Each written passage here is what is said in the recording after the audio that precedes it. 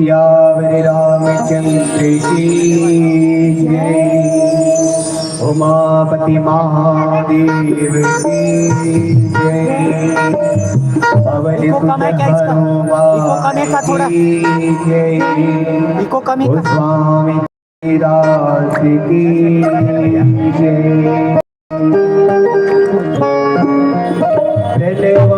पवन कुमार खल मन पावक ज्ञान धन। जास हृदय आगार बसई राम सर चाप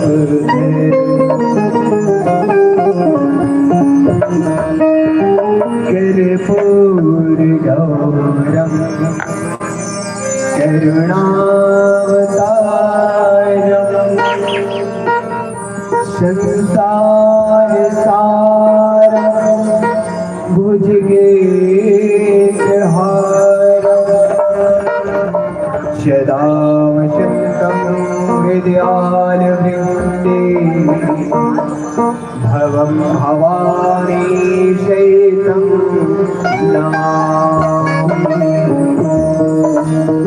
राम कथा के रसिक तुम भक्ति राधे मते धीर। आए सुवासन लीजिए तेज पुंज कबीर। प्रेम शिवोल श्यावर रामचंद्र की जय। आइए बहुत ही पावन पर्व भगवान भोले भंडारी एवं माँ भवानी पार्वती की विवाह उत्सव का ये बहुत ही सुंदर पावन पर्व सनातन पर्व महाशिवरात्रि और इस अवसर पर हम श्रवण कर रहे हैं जिस रामचरितमानस को भगवान भोलेनाथ ने अपने मानस पटल में रच रखा था और जिसे बाबा गोस्वामी तुलसीदास जी ने लिखा और हम सब के सम्मुख परोसा है, उसी राम कथा को आइए हम सब इस पावन अवसर पर श्रवण करते हैं, रसपान करते हैं। वैसे तो प्रथम वक्ता इस रामचरितमानस का भगवान भोलेनाथ ही हैं, जिन्होंने उमा भवानी माँ पार्वती को ये कथा सुना रहे हैं। वैसे तो इस राम कथा के 4 घाट बताए गए हैं, लेकिन और पीछे न जाते हुए आइए संक्षेप में भगवान के अवतार की कथा हम श्रवण करते हैं। बहुत ही विनय करने पर, प्रार्थना करने पर और जब भगवान भोलेनाथ के मन को जब माता पार्वती के प्रश्न जो है बहुत ही सुंदर लगे, सुहावने लगे, तब भगवान भोलेनाथ ने प्रभु अपने आराध्य देव श्री रामचंद्र जी की कथा माँ भवानी पार्वती को सुनाने लगे। माता पार्वती जी प्रश्न करती है, पहला प्रश्न करती है कि हे नाथ, आराध्य श्री रामचंद्र जी ने किस कारण से मनुष्य का शरीर धारण किया? हे ऋषिकेतु, आप मुझे समझा कर कहिए। और इस प्रकार से माता पार्वती के अति नम्र वचन सुनकर और श्री रामचंद्र जी की कथा पर पवित्र प्रीति जानकर तब कामदेव के शत्रु स्वभाव से बड़े कृपा निधान और बड़े चतुर कृपा निधान शंकर जी हृदय में प्रसन्न हुए। फिर पार्वती जी की बहुत प्रकार से बड़ाई करते हुए आगे कथा को प्रवाहित करते हैं।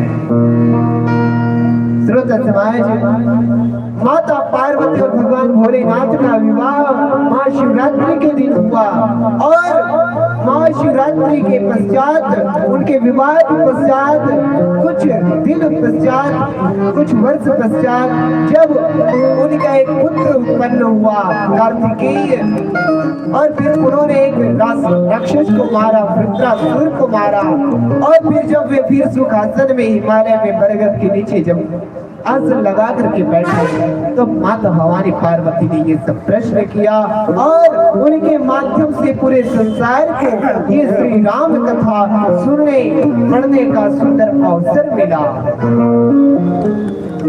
कथा के बारे में विस्तार से बाबा गोस्वामी तुलसीदास जी लिखते हैं, भगवान भोलेनाथ जी कह रहे हैं, सुनो शुभ कथा भवानी,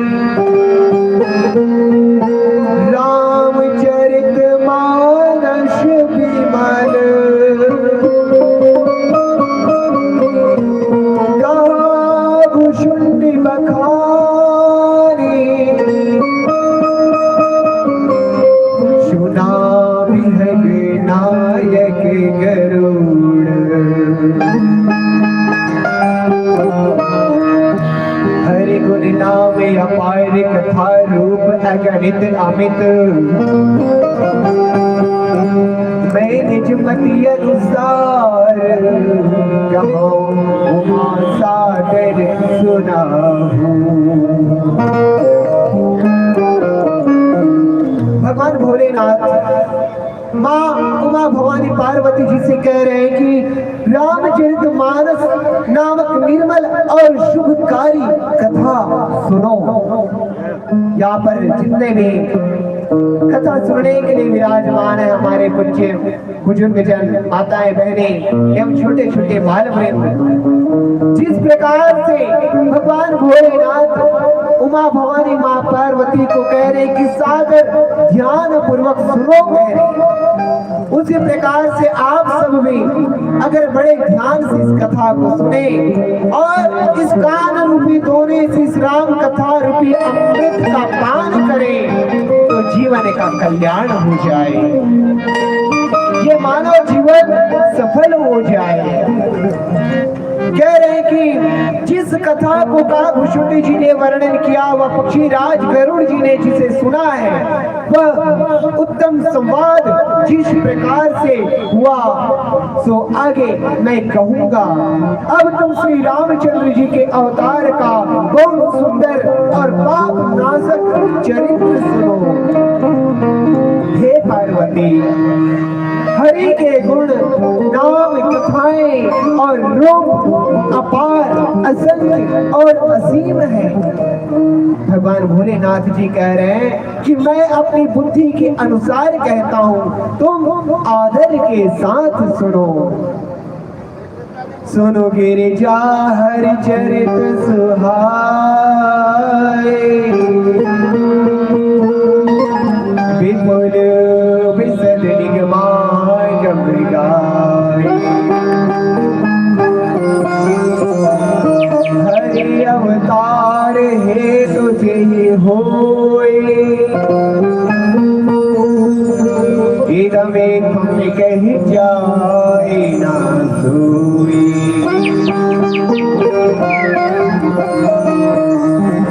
भगवान भोलेनाथ जी कह रहे हैं, हे पार्वती सुनो, वेद और शास्त्रों ने हरि के सुंदर और शुद्ध चरित्र का वर्णन किया है। हरि का अवतार जिस कारण से इस मृत्यु लोक, इस पृथ्वी लोक में होता है, वह कारण ठीक नहीं कहा जा सकता कि यह इसी प्रकार से है। जितने कारण बताए गए हो सकता है और अनेकों कारण हो सकते हैं।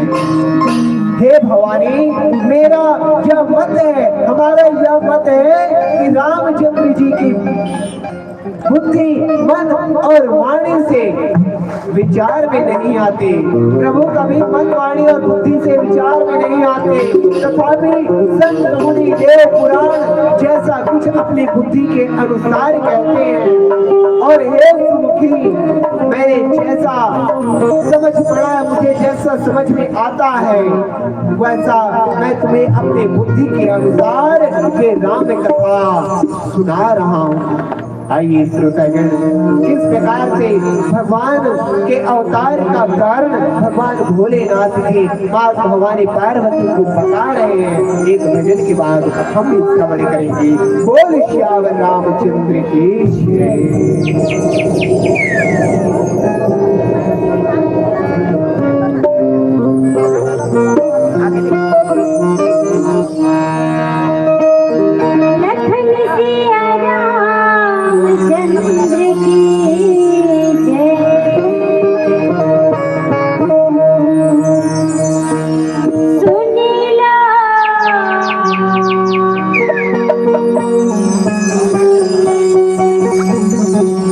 सुन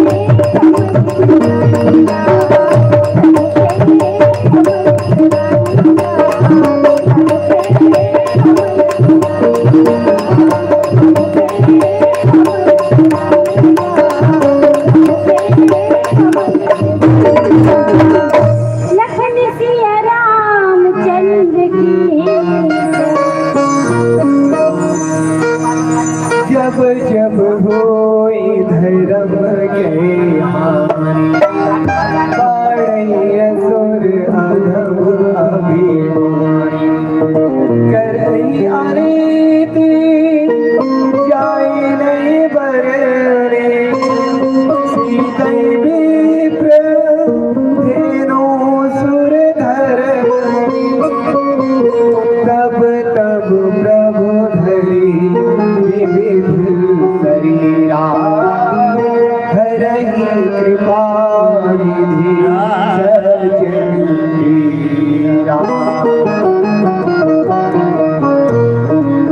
भगवान भोलेनाथ जी बता रहे हैं कि हे भवानी, हे सुमुखी, प्रभु श्री नारायण श्री हरे इस पृथ्वी में, इस मृत्यु लोक में तब तब अवतार लेते हैं। कह रहे हैं कि जब जब वही धर्म के हानि बाढ़ असुर अधम अभिमानी। कह रहे हैं कि जब जब धर्म की हानि होती है और नीच अभिमानी असुर बढ़ जाते हैं और वे ऐसी अनीति करते हैं कि जो कहीं नहीं जा सकते। ब्राह्मण, गौ, देवता, पृथ्वी ये सब दुखी हो जाते हैं। तब तब कृपा निधि श्री हरि अनेक प्रकार के शरीर धारण कर भक्तों के कलेश को दूर करते हैं। इसी बात को श्रीमद् भगवत गीता के अनुसार भगवान श्री कृष्ण अर्जुन को उपदेश में देते हैं। कहते हैं यदा यदा हि धर्मस्य ग्लानिर्भवति भारत अभ्युत्थानम् धर्मस्य तदात्मानं सृजाम्यहम्। इसी बात को जब कृष्ण के रूप में द्वापर युग में भगवान अवतार लिए रहते हैं तो अपने प्रिय सखा, अपने शिष्य अर्जुन को कहते हैं कि हे अर्जुन, जब जब धर्म की हानि होती है, अधर्म की वृद्धि होती है, तब तब मैं धर्म की स्थापना करने के लिए और अधर्म की नाश करने के लिए मैं अपने दिव्य शरीर को धारण करता हूँ, शरीर की रचना करता हूँ, कहते हैं। तो उसी बात को यहाँ पर भी गोस्वामी तुलसीदास जी ने लिखा है। कहते हैं कि असुरों को मार करके देवताओं को राज्य देते हैं, क्योंकि असुर इतने बलशाली होते हैं कि देवताओं के राज को छीन लेते हैं। अब वे प्रभु से पुकार करते हैं, तब प्रभु अवतार लेते हैं और फिर असुरों को मार करके उनको, देवताओं को फिर से उनका राज्य प्रदान करते हैं और कहते हैं कि अपनी बांधी हुई वेद मर्यादा की रक्षा करते हैं और संसार में अपने निर्मल यश का विस्तार करते हैं। और जिस यश को, जिस महिमा को हम गा रहे हैं वो भी एक प्रभु की अवतार का कारण ही है। कह रहे हैं कि राम जी के जन्म लेने का यही कारण है। सोई जिस गाई भगत भव तरई कृपा सिंधु जनहित तनु धरई। राम जन्म के हेतु अनेका परम विचित्र एक ते एका।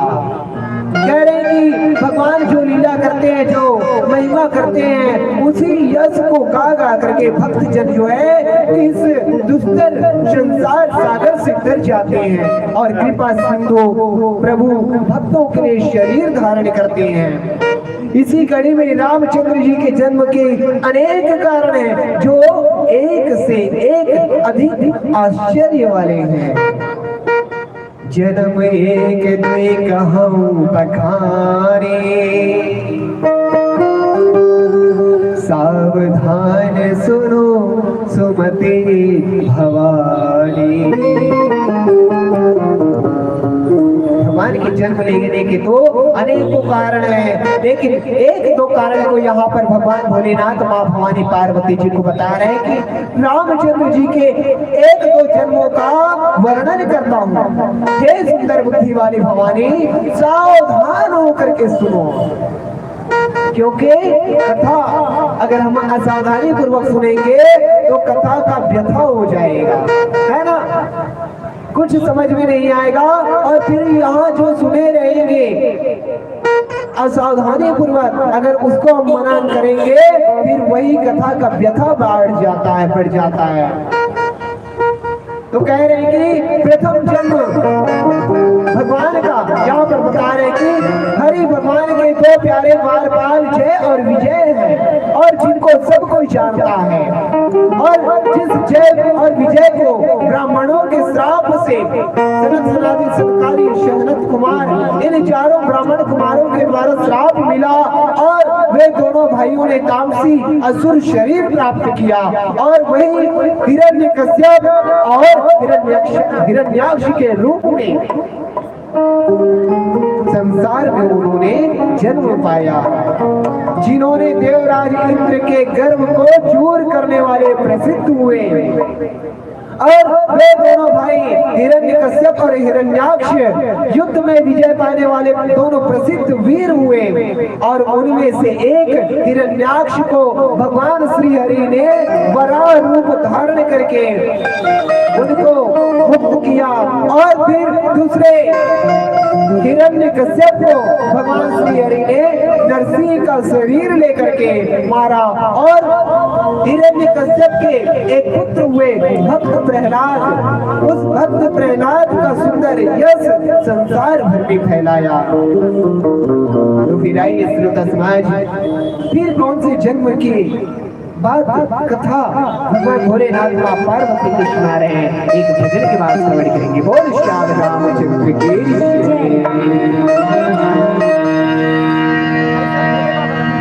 ऐसा बोले बोलिए उमापति महादेव की जय।